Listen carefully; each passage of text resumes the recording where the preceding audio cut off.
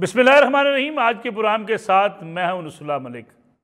नाज़रीन, 2022 रुखसत हुआ और आज 1 जनवरी 2023 है। नए साल का आगाज़ हो चुका है। पिछले साल का हंगामा खेज जो दौर गुजरा, उसकी यादें पाकिस्तान की सियासी तारीख में काफ़ी अरसे तक याद रखी जाएंगी। इमरान खान साहब की हुकूमत रुखसत हुई, उसके बाद वो मैदान में निकले, हुकूमत के ख़िलाफ़ एहतजाज का सिलसिला शुरू हुआ। इसी दौरान उन्हें वज़ीराबाद के करीब एक हादसे का शिकार भी होना पड़ा, जिसकी वजह से आजकल वो अपने इलाज पर हैं और आजकल सियासी सरगर्मियाँ उस अंदाज से सड़कों पर एहतजाज को उन्होंने कदरे मौखर किया हुआ है। लेकिन हर रोज़ मीडिया अरकान से मिलते हैं, सियासी रहनुमाओं से मिलते हैं और अपने इजलास मुनक़िद करते हैं। इसके साथ साथ हुकूमत मईशत का जिस दबाव का शिकार थी, उससे निकलने के दावे तो किए जाते रहे, लेकिन 2022 में कोई खातिर खा कामयाबी हासिल ना हो सकी। अवाम गुर्बत के अंदर, महंगाई के अंदर पिसते चले गए और हुकूमत का ये दावा कि जल्द अच्छे दिन आएंगे, उसके इंतज़ार में 2023 को आज वेलकम किया जा रहा है। लेकिन क्या 2023 में इन तमाम मसाइल पर काबू पाया जा सकेगा? हुकूमत और अपोजिशन के माबैन जो एक सियासी बहरान है, एक सियासी कशीदगी है, क्या कम हो सकेगी?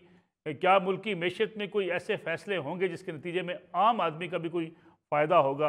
इसका भी जायज़ा लेंगे। साथ साथ मीडिया के लिए और मीडिया के अरकान के लिए 2022 कैसा रहा, 2023 में उन्हें उम्मीदें क्या हैं, ये भी आज के प्रोग्राम का मौजू होगा। मेरे साथ तशरीफ़ रखते हैं मुल्क के सीनियर तजियाकार जनाब ज़फ़र हलाली साहब। ज़फ़र हलाली साहब, आपका बहुत शुक्रिया। उनके साथ तशरीफ़ रखते हैं जनाब सीनियर साफ़ी सज्जाद मीर साहब। यशवीन जमाल साहबा सीनियर एंकर पर्सन है, पाकिस्तान टेलीविज़न से वाबस्ता है, वो भी हमारे साथ मौजूद हैं। और आमर इलियास राना साहब, सहाफ़त का एक मोतबर नाम, सीनियर तजियाकार हैं, वो भी हमारे साथ आज के प्रोग्राम के अंदर मौजूद हैं। ज़फ़र हलाली साहब, प्रोग्राम का आगाज़ मैं आपसे करूँ। 2022 जिस सियासी कशीदगी का साल रहा, आपको लगता है 2023 में उसमें कमी आ सकेगी? अगर आएगी तो कैसे आएगी? नहीं, मैं नहीं समझता हूँ आएगी, और मेरे ख्याल में उम्मीद भी नहीं रखना चाहिए आएगी। ये आफ्टर ऑल आपको पता है क्या हालात हैं ये एक, और वैसे भी हमारा सिस्टम जो है ये 2 पार्टी सिस्टम है जनरली स्पीकिंग। एक ऑपोजिशन और एक गवर्नमेंट, और उनका लड़ाई होता है और होना चाहिए भी। हाँ, ये ज़रूर कहेंगे कि कुछ हद तक होना चाहिए, मगर हम लोग बेहद लड़ते हैं। कोई हमारे रेड लाइंस है ही नहीं। हर किस्म की चीज़ें और हर किस्म का टैक्टिक्स हम इस्तेमाल करते हैं। तो अगर समझना कि ये हम करते रहें 2022 में और 2023 में और कुछ हो जाएगा, एक सी चेंज आ जाएगा, बिल्कुल गलत बात। ये लड़ते रहेंगे ज़रूर।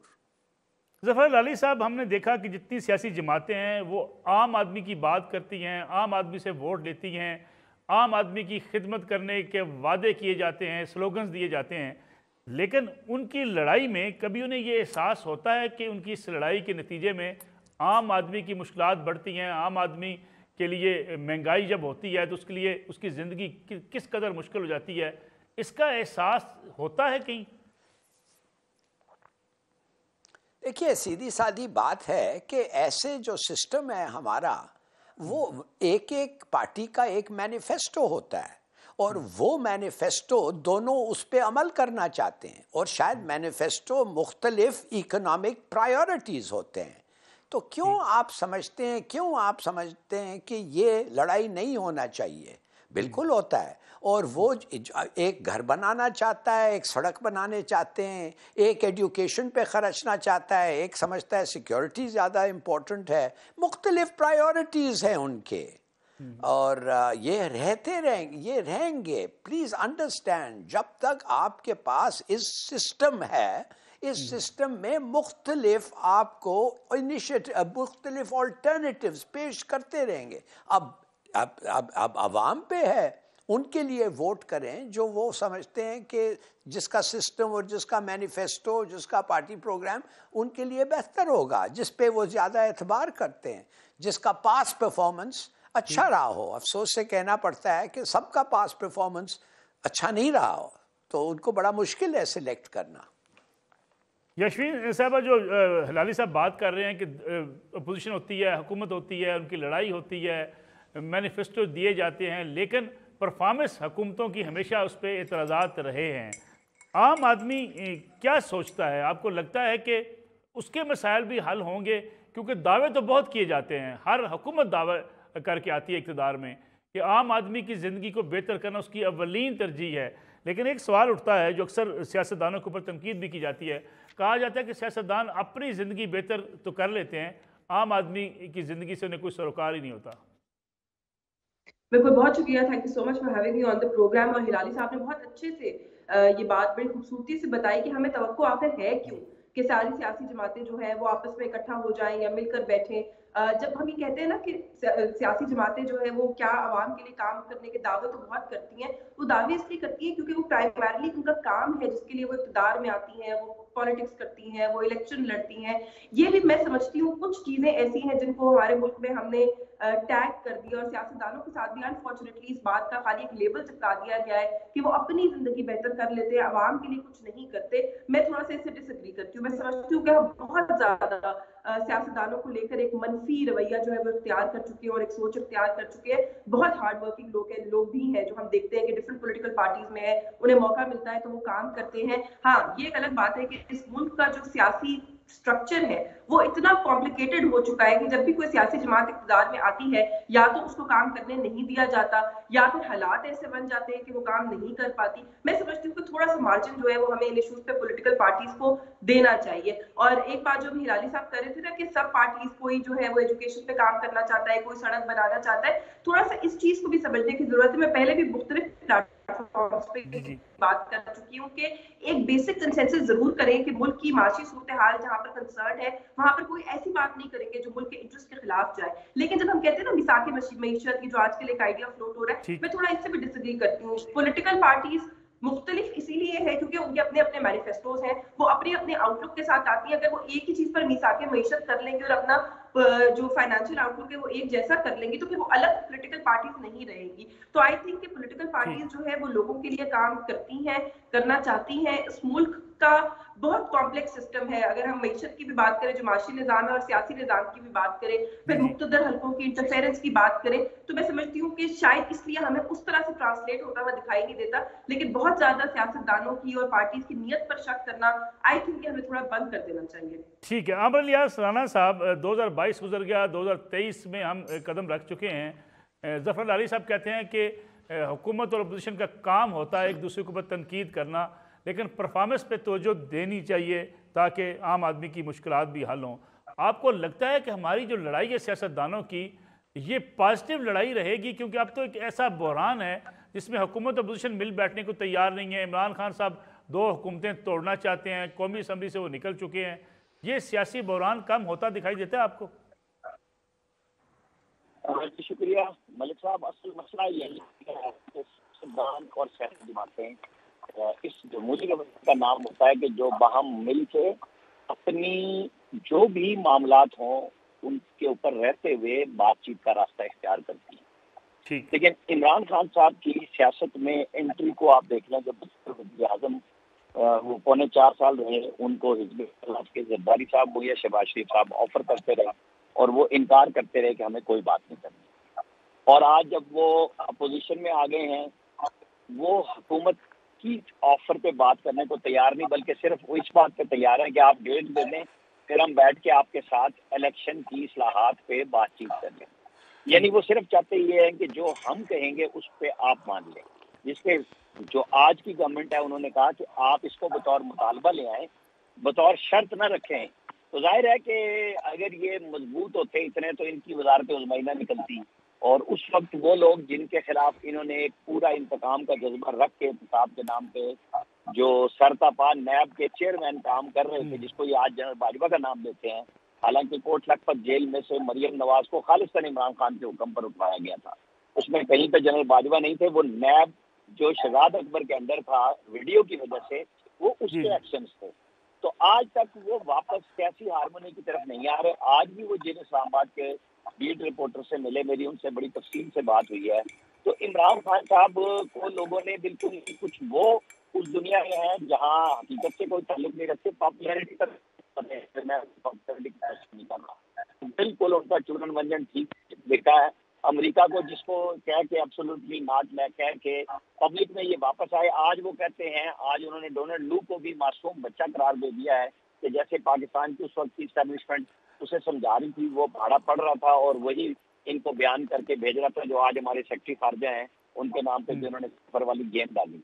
तो बुनियादी तौर पे इशू यही है कि जब आप बात करने के लिए तैयार में मसाइल हल नहीं हो सकते। इमरान खान साहब अपने दौर में मसाइल हल कर सके और जिस मुश्किल का शिकार इन्होंने 4 साल में जब पाकिस्तान को बेहतरीन एलएनजी पे डील मिल सकती थी, इनके जो आए हुए थे स्पेशल असिस्टेंट दोनों के दोनों सिर्फ पेट्रोलियम की मसनूआत महंगी खरीदने के मुआहदे करते रहे क्योंकि उसके अंदर कमीशन बहुत ज्यादा मुतवक्को हो सकता था। आज पाकिस्तान जिस बहरान का शिकार है, कोरोना में उससे फायदा उठाना था, ये पेट्रोलियम के अंदर चले गए। इन्होंने जो कमेटी भी बनाई कि जी पेट्रोल बहरान क्यों पैदा हुआ, उसके ऊपर एक पे भी इन्होंने अमल ना किया। हमारा मसला यहीं से खड़ा हुआ है कि बातचीत के लिए रास्ता नहीं निकालते।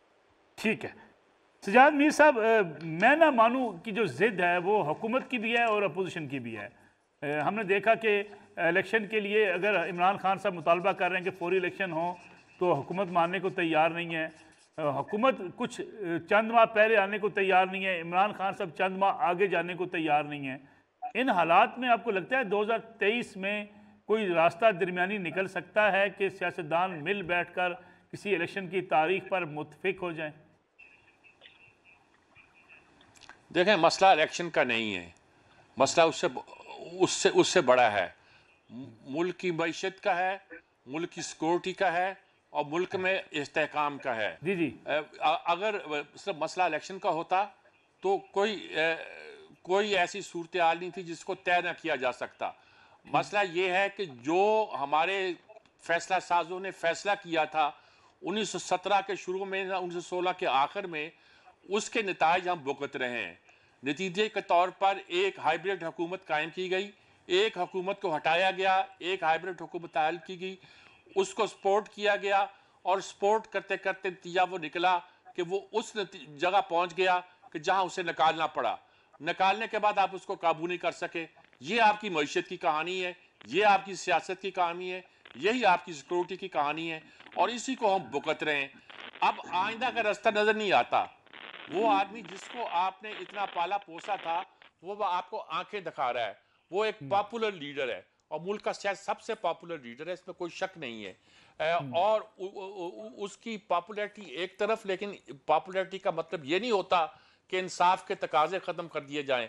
पॉपुलैरिटी का मतलब ये नहीं होता कि आइन को बालादार रख दिए जाए। पॉपुलैरिटी का मतलब ये नहीं होता कि तमाम अदारे उसकी मदद करें, उसको सपोर्ट करें। अच्छा, अगर उसको सपोर्ट नहीं करें, अवाम की ताईद से वो अगर आ भी जाता है और वो पॉलिसियां इख्तियार नहीं करता जो मुल्क के मुफाद में है, तो क्या होगा? मैं कहा करता हूं और साफ कह रहा हूं कि सन के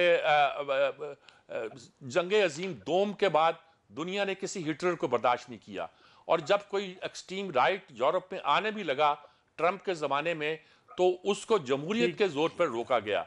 हमारे यहाँ जमहूरियत ताकतवर ही नहीं है। जिसको आप हुकूमत कहते हैं ना, जमहूरियत तो उसी का नाम है कि हुकूमत और अपोजिशन बातचीत हो। अब हमारी जमहूरियत इस काबिल नहीं है कि कोई बातचीत कर सके, कोई रास्ता दिखा सके, कोई बिल बैठ सके, कोई पार्लियामेंट आगे बढ़ सके। रिजल्ट क्या है? रिजल्ट क्या है? फैसला साथ अपना फैसला करते हैं और वो सोचते हैं कि मुल्क का मुफाद इसी में है और दुरुस्त तौर पर सोचते हैं। यानी उनको इंटरवीन करने की आईनी तौर पर इजाज़त तो नहीं होनी चाहिए, लेकिन वो दुरुस्त तौर पर सोचते हैं कि मुल्क के हालात ऐसे नहीं है कि ना इलेक्शन इसके मुताबिक हो सकते हैं और ना इलेक्शन को पोस्टपोन करना इसका मुताबिक हो सकता। क्या करें? रास्ता दिखाई नहीं देता, सुझाई नहीं देता। रास्ता सिर्फ यही है कि पॉलिटिशियन मिल बैठे, लेकिन उन्हें इकट्ठा बैठाने के लिए कौन आगे आए और कौन कोशिश करे, इसका ना आपको अंदाजा है, ना मुझे अंदाजा है, ना कौम को अंदाजा है और ना शायद फैसला साजों को अंदाजा है। ठीक है सज्जाद मीर साहब, एक कमर्शियल ब्रेक प्रोग्राम में शामिल करते हैं, वापस आते हैं इस ब्रेक के बाद।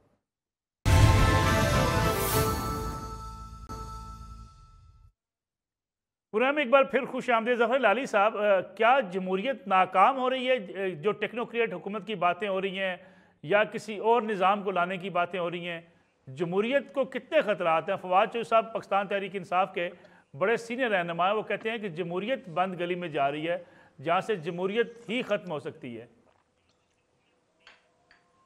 ये कमाल की बात है। आप जमहूरियत पे आप क्यों वो ये कहते हैं कि जमहूरियत गलत है?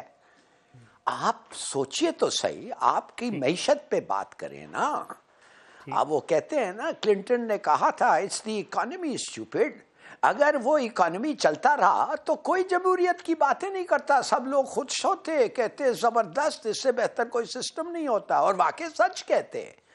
आप पूछें लोगों को जो मईशत की तबाह करते हैं और फिर उनको आईएमएफ के पास जाना पड़ता है, और जब आईएमएफ की डेलीगेशन आते हैं आप उनके साथ एग्रीमेंट करते हैं, मगर पता चलता है कि आप उनके एग्रीमेंट्स को उस पे अमल करने का तो कोई ये नहीं रख रहे थे, उम्मीद ही नहीं रख रहे थे, झूठ था। मिसाल के तौर पे इस वक्त क्या बात है कि आपको ट्रांच नहीं मिल रहा है अब तक। मैं आपको बताता हूं क्या बात है, खुला सबको पता है, पता नहीं इस मुल्क में क्यों नहीं मानते हैं।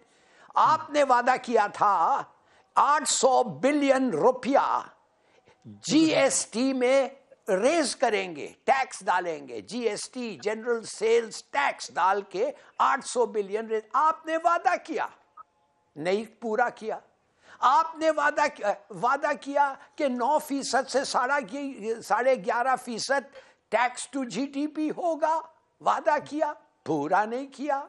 आपने वादा किया था पेट्रोलियम लेवी 50 रुपया फी लीटर तक ले जाएगा, वादा किया, पूरा नहीं किया। भाई खुदा के लिए, आपने अपनी मैशत को तबाह कर दिया है। डॉक्टर आता है और आपको कहता है कि फिक्स करने के लिए ये दवाई लें, आप कहते हैं ठीक है जी लिख के दे दे, वो लिख के देता है, वो आपको टैबलेट्स आ जाती हैं, और जब वक्त आता है आप लेते नहीं है, और साथ साथ आप कहते हैं हाय हाय देखिए ये, और हाय हाय देखिए जमहूरियत ने तबाह कर दिया। नॉनसेंस। आप मुझे बताएं, सऊदी अरेबिया आपका दोस्त है, वो कहता है आईएमएफ में अगर आप नहीं है तो हम पैसे नहीं देंगे। चीन आपका जिगरी दोस्त है, वो कहता है आप आईएमएफ के प्रोग्राम में रहे। भाई कोई मानता ही नहीं है कि आपको पता है इकोनॉमी कैसे चलाते हैं। लोग कहते हैं कि चोरी हो रहा है, लोग कहते हैं कि वेस्ट हो रहा है, लोग कहते हैं कि करप्शन में डूबे हुए हैं, वो आप एड्रेस नहीं करते। आप कहते हैं नहीं हो सकता, क्यों? इसलिए कि आप सब झूठे हैं। आप मानते ही नहीं है कि जब तक ये स्टेप्स ना लेंगे, मगर आप कहते हैं अगर हम ये स्टेप्स ले लें तो हम इलेक्शन हार जाएंगे। हाँ हार जाओगे शायद, मगर किसी ना किसी को बैठ के ये फैसले लेने। आपका ख्याल है ये टेक्नोक्रेटिक गवर्नमेंट के बारे में क्यों लोग सोच रहे हैं? इसलिए उनको पता है कि टेक्नोक्रेट्स पॉलिटिशियंस नहीं है, उनको परवाह नहीं है। वोट आता है कि वोट नहीं आता है। जब आप एक जाते हैं डॉक्टर के पास, आपको कैंसर है, वो कहता है पांव काटो, टांग काटो, ये करो वो करो। अच्छा नहीं लगेंगे आप उस ट्रीटमेंट के बाद, मगर बच जाएंगे शायद। यार आपको क्या करें? आप मुझे प्लीज प्लीज बताएं। बिल्कुल ठीक। कोई साहब, इमरान खान साहब भी ये फैसले नहीं कर सके, गलती इमरान खान साहब ने भी की। बिल्कुल बिल्कुल गलती की। क्यों नहीं भाई? वादा क्यों करते हो अगर नहीं करते हो? जाते वक्त उन्होंने भी एक बड़ा जबरदस्त पेट्रोलियम का वो कीमतें कम करके, इसलिए कि उनको उनके पहले गवर्नमेंट ने सिखाया था। ये जो लोग थे पीएमएलएन के, इन्होंने आखिरी वक्त ऐसा बजट दिया कि ट्रेजरी खत्म हो गई, और इनको कहा अब खाली तिजारत के साथ ट्रेजरी के साथ आप मुल्क चलाएं। उन्होंने कहा अच्छा बच्चू ये चाहते हो, अच्छा तो तुम समझते हो तुम वोट ऑफ नो कॉन्फिडेंस इस वोट खरीद के से जीत सकते हो? हाँ शायद तुम जीत जाएंगे इस किस्म की ब्लैकमेल और टैक्टिक्स करके, जैसे हमने सिंध हाउस में देखा था। ये सब हो रहे हैं, ठीक है, मगर हम तुम्हें बताते हैं हम क्या करें। तुम लोग रोगे कि तुम्हारे को इख्तियार मिल गया, और वही किया उन्होंने। They teach each other, वो एक एक को से खाली करके खजाना, वो कहते हैं अब आके जाके अच्छा सा रूल करो। यार ये गैर जिम्मेदार लोग हैं। आपको पता नहीं चला ये गैर जिम्मेदार हैं? 30 साल पीपीपी, 30 साल पीएमएलएन, फिर भी आप लोगों को पता ही नहीं है। तो सजाद मीर साहब, हुक्मरान, सियासी हुक्मरान कोई ऐसे बड़े अच्छे फैसले नहीं कर सकेंगे अपने वोट बैंक को लूज करने की खातर, फिर तो मैशत कभी ठीक ही नहीं हो सकेगी।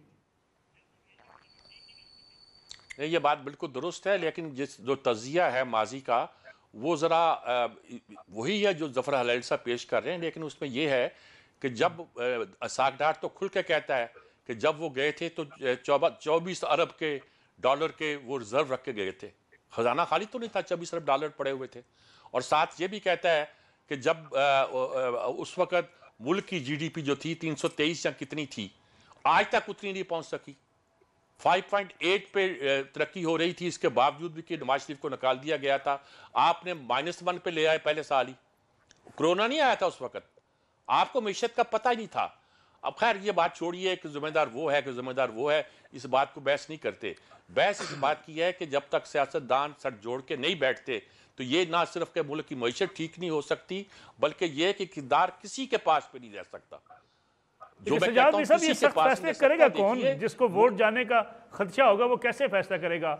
हम एग्रीकल्चर टैक्स नहीं लगा पाते कि हमारे अराकीन असम्बली नाराज ना हो जाएं, हम ताजरों को नाराज नहीं कर सकते, हम उन बाअसर तबकात को नाराज नहीं कर सकते जो हमें सपोर्ट करते हैं इलेक्शन में। ये आप बात बिल्कुल दुरुस्त कहते हैं। हमें तमाम अदारों पे उन जगहों पे जहां जो टैक्सेबल इनकम रखते हैं टैक्स लेना चाहिए। जरी मईशत अब टैक्स के काबिल है। ये लोगों के कमाइयाँ जो हैं, बहुत कम लोग हैं जो छोटी लैंड होल्डिंग रखते हैं।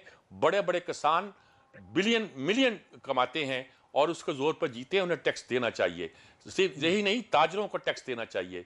यही नहीं कि मुल्क का निज़ाम ऐसा होना चाहिए। देखिए, अगर किसी ने आज मुझे स्कीम पेश की थी मेरे एक प्रोग्राम में कि अगर सारे सियासतदान जो एग्री करते हों, जो इस पे ना आते हो वो छोड़ दीजिए, सिक्योरिटी काउंसिल के साथ बैठकर इन कैमरा सेशन करें और तय करें कि फलां फलां कामें हमने इंप्लीमेंट करनी है। जरी मईशत को टैक्स इसलिए नहीं लगता कि पार्लियामेंट नहीं चाहती, फिर तय करें वो पोलिटिकल पार्टियां कि हम जरी मईशत को टैक्स लगाएंगे, और सौदागरान को टैक्स नहीं लगाते वो आपके खिलाफ खड़े हो जाएंगे। तय करें कि हमने उनको टैक्स लगाना है। स्मगलिंग की रोक का इंतजाम करें।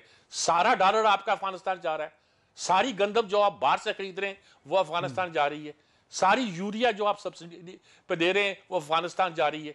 क्या कर रही है आपकी बॉर्डर? ये दारे वैसे तो बड़ी बातें करते हैं, लेकिन ये क्या रोक नहीं सकते? बाड़े कट रही हैं, लोग आ रहे हैं खच्चरों पर लदकर, हमारा ही भेजा हुआ सामान हमारे मुल्क के वापस टैक्स के बगैर आ रहा है। ये ट्रांजिट ट्रेड के नाम पे क्या हो रहा है? उधर से गोलाबारी हो रही है, हमारे शहरी मारे जा रहे हैं। देखिए, अगर वो टारगेट करते हैं सिक्योरिटी दारों को तो वो गोया जंग की हालत में है, लेकिन जब शहरियों को टारगेट करते हैं तो गोया मुल्क के मफाद के खिलाफ काम कर रहे हैं। ठीक है, अमर रियाज राणा साहब, इसहाक डार साहब तो बड़े उम्मीद के साथ आए थे कि आते ही मैं कोई ऐसा जादू का चिराग होगा जो रोशन हो जाएगा, सारे मसले हल हो जाएंगे। बल्कि ये भी कहा गया जी अभी ऐलान हुआ है मेरा जाने का और डॉलर की कीमत नीचे आना शुरू हो गई है। डॉलर तो नापैद हो गया पाकिस्तान में। जी मलिक साहब, बिल्कुल ठीक कहा आपने कि डार साहब शायद ज्यादा ही तवक्कुआत में थे कि पता नहीं उनके आने से क्या बेहतरी हो सकती है, वो समझते होंगे, लेकिन हकायक वाकई उसके बरक्स बने। बल्कि उनको एक कहेंगे मुंह भी खानी पड़ी कि वो कह रहे थे कि मैं 200 से नीचे लाऊंगा। लेकिन असल इशू ये है कि पाकिस्तान के अंदर जो साबका मिलिट्री रिजीम ने एक सियासत के नाम पे हमारे ऊपर गिरोह मुसल्लत किया, उसने कोई हमारा शोबा छोड़ा ही नहीं। ज़फ़र हलाली साहब फरमा रहे थे कि जब आप पूरा नहीं कर सकते तो आपको नहीं करना चाहिए था। बिल्कुल ठीक बात है। इमरान खान ने 2 साल के बाद ये कहा था कि मेरी पहली बड़ी गलती ये थी कि मैं IMF के पास फौरन नहीं गया, क्योंकि उस वक्त उनका वजीर खजाना जो हुकूमत बनने से भी पहले नामजद थे, असद उमर, वो समझते थे कि इमरान खान ने कहा हुआ है खुदकुशी कर लूंगा, IMF के पास नहीं जाऊंगा, और वो समझ रहे थे कि ओवरसीज पाकिस्तानी पता नहीं कितना डॉलर भेज देंगे। कुछ नहीं हुआ। नवाज शरीफ के ऊपर ये बात, या आप कह लें मिफ्ता इस्माइल या शाहिद खकान, तो बिल्कुल ठीक है कि एक ऐसा सियासी बजट दिया। लेकिन मुझे ये बताएं कि जो हुकूमत जिसने आके दहशतगर्दी की अफरियत खत्म की, आप क्रेडिट फौज को इस तरह नहीं दे सकते कि फौज ने अकेले लड़ ली थी। वो पूरी गवर्नमेंट और वसाइल सारे साथ दिए गए थे, हुकूमत पूरी कौम साथ थी, और फिर उनके पीछे धरने डाल दिए गए। आपकी लोड शेडिंग का मसला खत्म किया जिस गवर्नमेंट ने, अमरीकियों से लेकर चीनियों तक सारी दुनिया से इन्वेस्टमेंट बड़ी मुश्किल से आई। उस वक्त कोई बंदा पाकिस्तान में दहशतगर्दी के हालात में 1 रुपया लगाने को तैयार नहीं था। उस वक्त मईशत को खड़ा किया। अच्छा, जब वो खड़ा कर रहे थे आप उसकी टांगे खींच रहे थे। वो आज कह रहे हैं ना, इमरान खान के एक कमर काफ के नुक्ते वालों ने मेरी कमर काफ कश वाली पे चाकू मारे, खंजर मारे। तो उस वक्त नवाज शरीफ के साथ खड़े होके जब बात हो रही थी, उसके पीछे उसकी टांगे खींच रहे थे। इस मुल्क का बेड़ा गर्क उस चीज ने किया है कि एक हुक्मरान अगर ठीक करने लगे तो जो बैठे हुए होते हैं वो डर जाते हैं कि ये तो बहुत पॉलिटिकली ताकतवर हो जाएगा, लिहाजा इसको जीरो कर दिया जाए। उसको जीरो करने के चक्कर में आज पाकिस्तान फंस गया। आप ये बिल्कुल ना समझें कि ये आके 9 महीने में कोई दूध शहद की नहर बहा सकते थे। इन्होंने तो जो गलती की वो पब्लिक से अपनी सपोर्ट और अपने लिए गालियां खा रहे हैं, कोई शक नहीं है, वो ठीक है। लेकिन बात यह है कि पाकिस्तान का बेड़ा गर्क तो इमरान खान ने on job training prime minister बन के किया और उसकी सपोर्ट करने वालों ने किया। मीडिया का मुंह बंद करके कहा जाता था 2 महीने, 6 महीने, 1 साल आप बात ना करें। वो सारा कुछ हमने भुगता, आपने भुगता यहाँ बैठ के। मीडिया से गलत चीजें जब चलवाई इन्होंने और फेक न्यूज के नाम पे फेक न्यूज जनरेट की गई। तो फवाद चौधरी नहीं थे जो कहते थे टीएलपी को इंडियन फंडेड है, और उसी फवाद चौधरी ने कैबिनेट के अंदर फिर सारी वापस किया उस टीएलपी को। और जब हमने बात की तो वो समझ रहा था कि जर्नलिस्ट मेरे खिलाफ हो गए। ये वो ऐसा जहन बनाया गया कि हमारे खिलाफ बात ही ना करो। देखिए अब आप इनके ऊपर नून लीग पे, पीडीएम पे जो मर्जी तबर्रा कर दें, लेकिन हकायक ये है कि पाकिस्तान की मीशत के साथ खिलवाड़ किया गया। जब 150 पेट्रोल पे रोक कर दिया गया तो वो मायदा IMF के साथ इमरान खान या तरीन का नहीं था, वो पाकिस्तान का था। बैकआउट करने से नुकसान करवा के पूरा करा रहे हैं। बिल्कुल ठीक है। यशवीन जमाल साहबा, मीडिया की बात की आमिर इलियास राणा साहब ने, मीडिया से तो कोई भी खुश नहीं था। माजी में अगर हम देखें, इमरान खान सबसे पहले भी मुस्लिम लीग नवाज की हुकूमत थी, वो भी नाखुश थे। इमरान खान साहब आए, उन्होंने कहा मस्बत रिपोर्टिंग की जाए, हुकूमत के खिलाफ बात ना की जाए। आजकल इमरान खान साहब भी नाखुश हैं। मीडिया के लिए कैसा रहा 2022 का साल, 2023 का कैसा होगा?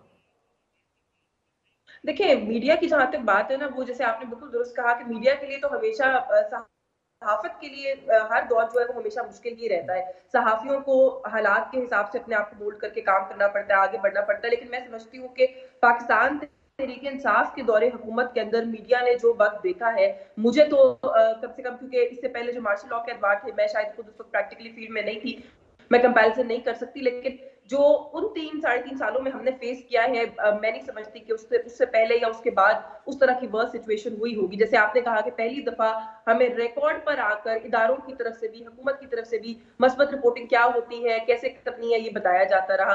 पहली मरतबा ऐसा हुआ कि प्रेस कॉन्फ्रेंसेस के अंदर सहाफियों की चेहरे फ्लैश किए जाते रहे, तस्वीर दिखाई। आपका भी मुझे गालिबन याद है कि एक जगह पे कहीं पर जिक्र खैर चला उस हवाले से, और लोगों को पॉइंट आउट किया जाता रहा कि ये वो लोग हैं जो हुकूमत के खिलाफ बात करते हैं, और क्योंकि हुकूमत के खिलाफ बात करते हैं इसलिए ये रियासत के खिलाफ है, ये मुल्क के खिलाफ है। सियासत सहाफियों को गद्दार डिक्लेयर करने की कोशिशें हमने देखा कि की गई। फिर सहाफियों के अगवा का मामला, उनको उठाए जाने का मामला, तशद्दुद का मामला पहले भी होता है। मैं ये नहीं कह रही कि पाकिस्तान तहरीक इंसाफ की हुकूमत के साथ ही कोई यूनिक फिनोमेना था, लेकिन ये तब भी जारी रहा। मेरा तो एक बड़ा सिंपल सा इसके ऊपर सवाल, ये नुकता हमेशा ये होता है, कंपैरिजन अभी थोड़ी देर पहले भी यहाँ पर हो रहा था कि क्या माजी में ऐसा नहीं हुआ? पाकिस्तान तहरीक इंसाफ की तो हुकूमत थी, साफ थी, शफाफ थी, करप्ट लोगों की नहीं थी, नया पाकिस्तान बनाने वालों की थी, मुल्क में मीडिया की आजादी की थी, ग्रीन पासपोर्ट को इज्जत दिलाने वाले लोगों की हुकूमत थी, करप्शन का बिल्कुल सफाया करने वाले लोगों की हुकूमत थी। फिर क्या हुआ सर? ये सारे जो दावे वादे वो कर आए थे, उनमें से कोई एक मुझे बता दे कि अगर जो पूरा किया हो। मईशत की बात भी यहाँ पर हो रही थी, वो फाइनेंशियल इंस्टीट्यूशन जिनके साथ पाकिस्तान का हमेशा से एक रिलेशनशिप रहा है वर्किंग, वो क्यों रहा है वो एक अलग बहस या डिबेट है, लेकिन उसको भी खराब कर दिया गया। IMF के अंदर एतमाद का फुकदान आपके सामने है। दोस्त ममालिक में कोई एक मुल्क का मुझे नाम बता दें जो कि इनके दौरे हुकूमत के बाद हमसे खुश था। अमेरिका से शुरू कीजिएगा, चीन की बात कर लीजिए, तुर्की की बात कीजिए, मलेशिया की बात कीजिए, सऊदी अरब की बात कीजिए, हर दोस्त आपका जो है वो आपसे कहीं ना कहीं एतमाद के अंदर हमने कमी देखिए। चीन के साथ सीपैक वाला मामला हम सबके सामने है। तो मैं समझती हूँ कि हर शोबे को अगर उठा के देखें तो अनफॉर्चुनेटली ऐसा लगता है कि इस मुल्क का मजाक बना के रख दिया गया। और एक कमेंट जरूर करना चाहती हूँ, फवाद चौधरी साहब ने जो कहा कि जमहूरियत को खतरा है, जमहूरियत खत्म हो सकती है इस मुल्क के अंदर, तो कोई चौधरी साहब से ये पूछे कि कौन है जिसकी वजह से जमहूरियत को इस मुल्क में खतरा है? इमरान खान साहब को, PTI को, और फवाद चौधरी साहब को मेरा ख्याल है कि इस मुल्क को माफ कर देना चाहिए और थोड़ा सा सियासत को आगे बढ़ने के लिए स्पेस देनी चाहिए, डेडलॉक को खत्म करना चाहिए, ताकि ना जमहूरियत को खतरा हो ना मुल्क को कोई खतरा हो। बिल्कुल ठीक है। यहाँ एक छोटी सी कमर्शियल ब्रेक का वक्त हुआ है, ब्रेक से वापस आते हैं।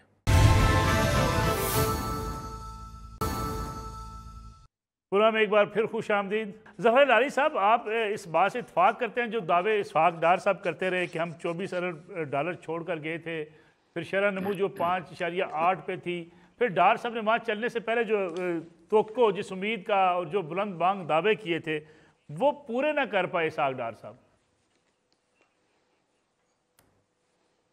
यार बात असल ये है कि आपसे मैं एक सवाल पूछता हूँ, उसका मुझे जवाब दे दें, मैं मान जाऊंगा। जी जी। हम चाहते हैं कि डॉलर की कीमत वो हो 200 से नीचे, वेरी गुड। हम ये भी चाहते हैं ना कि इंपोर्ट्स कम हो जाएं, ठीक है ना? तो जब आपको डॉलर की कीमत कम करने के लिए आपको डॉलर फेंकना पड़ता है मार्केट पे कि वो डॉलर इतने हो के उसका कीमत कम हो, तो क्यों नहीं हम ना खामखा अपने डॉलर मार्केट में फेंकें और लेट द डॉलर राइज। इसलिए कि अगर डॉलर महंगा बनेगा तो इंपोर्ट कम होगी कि नहीं होगी? बिल्कुल ठीक। ये तो आपको कॉमन सेंस है ना? बिल्कुल ठीक। तो ये क्यों नहीं ऊपर जाने देते हैं डॉलर को? तो आईएमएफ क्या कर रहा है? अब आईएमएफ उनको कह रहा है कि हम कोई बात तुम्हारी मानने के लिए तैयार नहीं है, let the dollar float, let it find its natural level. अब वो उन्होंने एक शर्त लगा दी है। यार ये क्या कह सकते हैं? अकाउंटेंट्स को आप इकोनॉमिस्ट समझ के फाइनेंस मिनिस्टर्स बनाते हैं। अब आपने जिक्र की, सिद्धार्थ मीर साहब ने अच्छा पॉइंट किया कि भाई इतना छोड़ के गए थे, वो इतना कम क्यों हो गया? 10-12 पॉइंट्स में अभी आपको दे सकता हूं जो इमरान खान कह के हम सुन के थक गए हैं कि क्या था और क्या है और क्या था और क्या है। अब वो मैं दौड़ाना नहीं चाहता। हमारा काम ये नहीं है कि पार्टीज को डिफेंड करें, हमारा काम ये है कि एनालाइज करें। और इमरान खान को अगर उन्होंने क्रिटिसाइज किया, मैं कहूंगा कि his handling of the Covid was very good.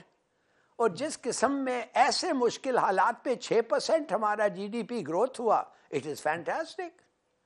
अब आप कहें मुझे कि ये कैसे हुआ, क्या नहीं हुआ, किसका कसूर था, मगर एक बात मैं लेट्स बी क्लियर, ये डेमोक्रेसी का कसूर नहीं है, ये आपके सियासतदान। आप मुझे बताएं, डेमोक्रेसी कहता है कि इकोनॉमी को डॉक्यूमेंट ना करो। Black economy 80%। कभी सुना है किसी मुल्क में कि registered tax collection is 3.5 million, जिसमें से आप 2 मिलियन का टैक्स कलेक्ट करते हैं, जब आपका पॉपुलेशन देख के पूरी दुनिया कहती है कि कम से कम 15 मिलियन होना चाहिए जो टैक्स कलेक्शन, जो कंट्रीब्यूट करते हैं टैक्स को। क्या इसका क्या जवाब है? ये डेमोक्रेसी का कसूर है? ये सब ये अनपढ़, करप्ट, चोर सियासतदान, माफ करिए, इनका कसूर है। और अगर आप एंड स्टूपिड टू। और क्या और वजह बता दें मुझे, प्लीज वजह बता दें।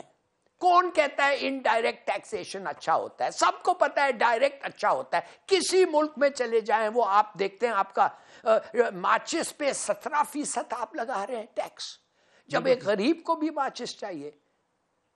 भाई गाड़ी के अब पैसे, अभी तुम लोग गाड़ी के पैसे कर रहे हो, टैक्स इट।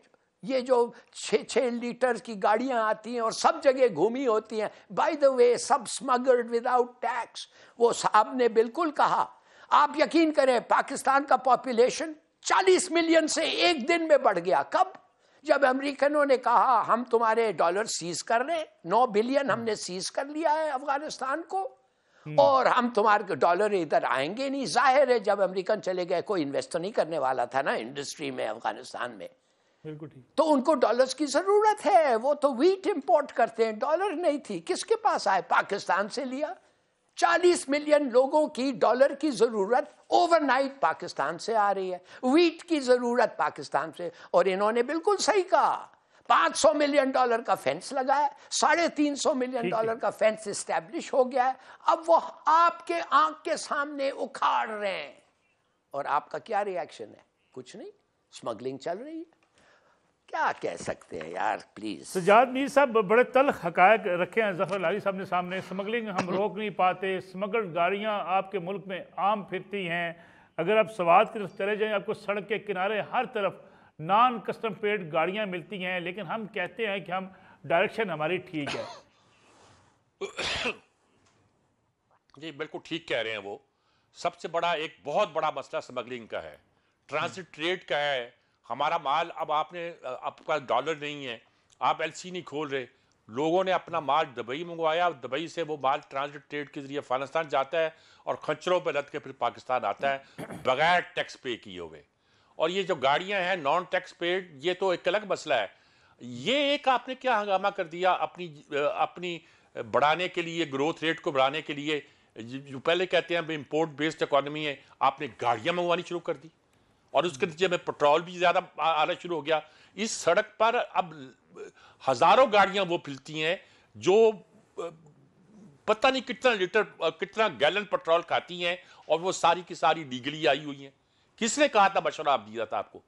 उसके रिजल्ट के तौर पर टैक्स भी मिला आपको क्योंकि गाड़ियां इंपोर्ट हुई, और उसके जोर पर आपने कहा कि 6% ग्रोथ हो गई।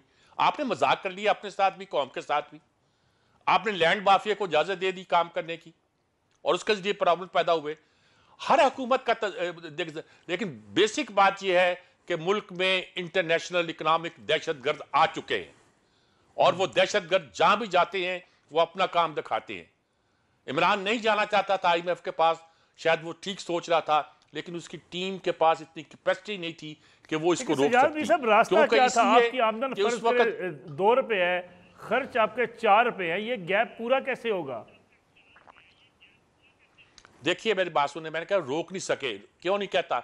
आपके पास 2 चॉइस थे उस वक्त जो अब नहीं है, एक IMF, दूसरा CPEC। आपने CPEC को रोल बैक कर दिया। आपके मिनिस्टर ने कहा 1 साल के लिए मौखर कर दो, आपने कहा इसमें करप्शन हुई है। आपके पास जो पैसा आ रहा था, जो इन्वेस्टमेंट आने वाली थी, जो इंडस्ट्रियल जोन बनने वाली थी, वो बंद हो गई। ये मुतालबा था, IMF ने आपको ऐसी सूरत में एक तरह से बेल आउट किया, और उस बेल आउट की जो कीमत आपसे वसूल की वो आज तक दुनिया की तारीख में IMF ने किसी मुल्क से वसूल नहीं की, अर्जेंटाइन से भी वसूल नहीं की वो कीमत। और उस रिजल्ट के तौर पर आप फंस गए और आप भाग गए। आपने कहा जी मैंने तेल की कीमत नहीं बढ़ाता, IMF का वादा टूट गया। वो वायदा इस वक्त टूटना जो है, दुनिया का मुझे कोई ऐसा मईशतदान नहीं मिला। पाकिस्तान के एक एक मईशतदान से पूछा है, वो कहता है इस वक्त IMF के अंदर रहते हैं तो आपकी मईशत बचती है, वरना आप डिफॉल्ट करते हैं। और ये इतनी बड़ी सजा है IMF के अंदर रहना जो पाकिस्तान को भुगतना पड़ेगी। ये फांसी का फंदा हमारे गले लग चुका है, पता नहीं कैसे हम उससे निजात पा सकते हैं। वो सोचना पड़ेगा। मुझे उस मुईशतदान की तलाश में है जो मुझे इसका हल बता सके। लॉन्ग टर्म प्लानिंग तो मेरे पास भी है भाई, इधर मीडियम टर्म भी प्लानिंग भी। मैं एक्सपोर्ट आप बढ़ा नहीं पा रहे।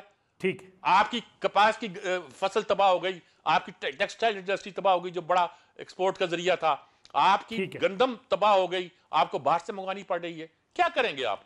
हिलाली साहब कुछ कहना चाह रहे हैं? सजाद मीसा जी, जफर अली साहब। देखिए सीधी सादी बात है, मैं पूछना चाहता हूं वाटर मैनेजमेंट 2025 में पाकिस्तान वाटर शॉर्टेज होगा पूरे पाकिस्तान में। वाटर मैनेजमेंट माने पानी रूट्स को दो, जड़ों को दो, नहीं कि फेंको। जैसे आपने देखा है हमारे गार्डन कैसे फेंकते हैं पानी। 50% आपकी पानी बचत होगी। सॉइल मैनेजमेंट आपको मैं बताना चाहता हूं, प्लीज समझिए कि इस मुल्क का सॉइल इतना डिटीरिएट होता है, ओवर फर्टिलाइजेशन कर रहे हैं, जो एक गोनी 1 एकड़ में 1 और 2 बैग्स अब 16 और 18 बैग्स इस्तेमाल होते हैं। नहीं बच सकेंगे आप अगर ये भी एक साइंस डेवलप ना करें, सीड डेवलपमेंट करें। 14 मिलियन टन आपका कॉटन का प्रोडक्शन होता था, अब 6 मिलियन टन है। यार ये क्यों हो रहा है? ये मुझे एक आदमी जो मेरा ये फील्ड ऑफ एक्सपर्टीज नहीं है, मुझे पता है, मैं चीख रहा हूं कि कुछ करो। इन लोगों को क्यों नहीं ये होता है जी? ये जो हमारे सियासतदान हैं, इनको क्यों नहीं कुछ होता है? आप मुझे एक्सप्लेन तो करें ना। क्यों आप एक कदम ले अक्रॉस द बॉर्डर और 3 गुना ज्यादा व्हीट पर एकड़ होता है निस्बतन पाकिस्तान में? What is the reason? Aamir Ilyas Rana साहब, ये प्लानिंग का फुकदान हर शोबे में। गन्ना हम काश करते हैं तो गन्ना ही काश करते चले जाते हैं, कपास से हमने मुंह मोड़ लिया, गंदम हमने इतनी कम इस साल काश्त की कि हमें अब गंदम भी जो है वो मंगवानी पड़नी है और गंदम की शॉर्टेज है।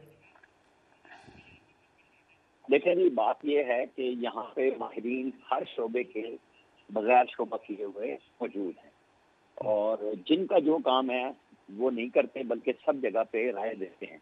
तो इस मुल्क का मसला प्लानिंग हर सूरत में है, कि ना करते हैं और जो करना चाहते हैं उनके खिलाफ साजिश शुरू कर देते हैं। अब आपको रिवायती तरीकों से कुछ हल नहीं मिलेगा, अब आपको आउट ऑफ द बॉक्स निकलना पड़ेगा।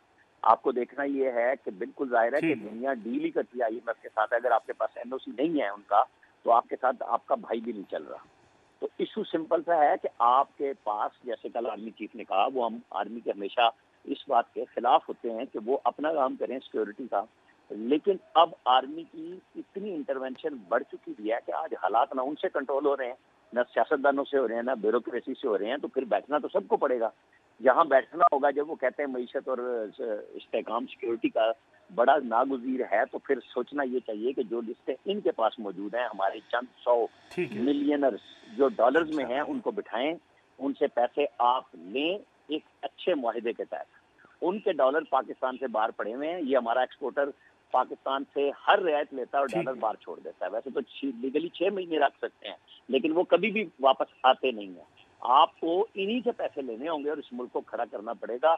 इस मुल्क को की बका बनी थी जब कायदे आजम को लोगों ने नोटों में तोल दिया था और अपने घरों से पैसे ला के दिए थे। स्टेट को सिर्फ गारंटी देनी होगी, इख्तियार देना होगा कि आप आज मदद करें, कल आपके साथ स्टेट खड़ी होगी। उन्हीं लोगों को फिर दोबारा पकड़ना होगा जिनको आप कभी चोर, कभी डकैत कहते हैं, कभी इंडस्ट्रियलिस्ट कहते हैं, कभी ताजिर कहते हैं। इसके अलावा हमारे पास हल नहीं है। हम हर जगह से मांग के थक चुके हैं, लोग भी थक चुके हैं हमें दे दे के। आपको अपने लोगों पे ही आना पड़ेगा। ठीक है जफर नारी साहब, वेरी क्विकली, डिफॉल्ट का खतरा है? डिफॉल्ट का खतरा मैं तो कहता हूं है। मिसाल के तौर पे अगर आप ये जो वादा किया है कम से कम इनको पूरा ना करें, तो वो जो है IMF वो आपको पूछेगा कि ये तो फिर हमारे मैंडेट के खिलाफ है ना। देखिए जल्दी से मैं आपको बताता हूँ, 3 किस्म के डेट्स होते हैं। वो एक डेट होता है मल्टीलैटरल एजेंसीज को, ADB, वर्ल्ड बैंक, वो रोल ओवर हो जाते हैं। बायलैटरल डेट्स होते हैं, चाइना, ये वो UAE, सऊदी अरेबिया, वो भी आप रोल ओवर करते हैं, वो हर वक्त कर लेते हैं। मगर कमर्शियल डेट जो होते हैं, जो सिंडिकेटेड बैंक डेट्स होते हैं, वो आप रोल नहीं कर सकते। एक को आप पैसे ना दें, that means you are going to be, सब कैंसिल हो जाते हैं and you are taken as bankrupt. ठीक, तो बचो, इंशाल्लाह बच जाएंगे, इंशाल्लाह। मुझे नहीं पता, मगर ये होगा, ये हो सकता है कि आप नहीं बचे। अगर आप उनके वादे पूरा नहीं करें, IMF निकला तो आप खत्म हो गए, खत्म, यही बात है ना, यू आर फिनिश्ड अगर वो निकल गए। जफर लाली साहब, बहुत बहुत शुक्रिया आपका प्रोग्राम में वक्त देने का। सज्जाद मीर साहब, आमिर गियास राना साहब और यशमीन जमाल साहब हमारे प्रोग्राम में मौजूद थी। नाज़रीन, इंशाल्लाह अगले हफ्ते आपसे फिर मुलाकात होगी। इजाज़त दीजिए, अल्लाह हाफ़िज़।